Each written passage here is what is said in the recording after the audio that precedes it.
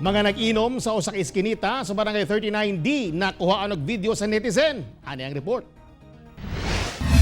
Gipadala sa GMA Regional TV 1 Mindanao kining video nga kuha sa usa ka netizen sa iskinita sa Purok 9 Barangay 39D, Davao City. Makita sa video ang grupo sa mga kalalakinan nga nagtagay og ilimnong makahubog sa tunga sa barangay ali sa Mong Purok. Makita nga wala matuman ang social distancing. Walay nagsuot og face mask. Nag-inom pa sa tunga sa gianan sa mga tao sa lugar.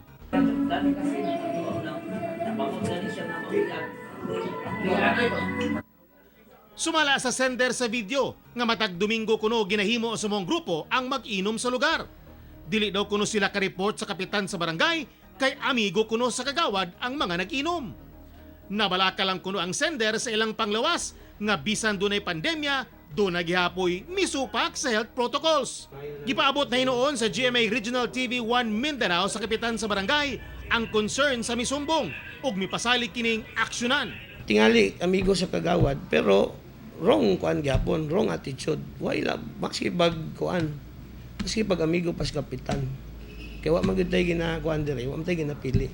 As long as nakasayop ta, o face the consequence. Base sa gipagulang executive order ni Mayor Sara Duterte, dunay liquor ban ug bawal ang mag-inom sa mga pampublikong lugar. Gimando usab nga kinahanglan magsuot kanunay og face mask kung mugawas sa balay ug kanunay sundon ang social distancing aron malikay sa COVID-19.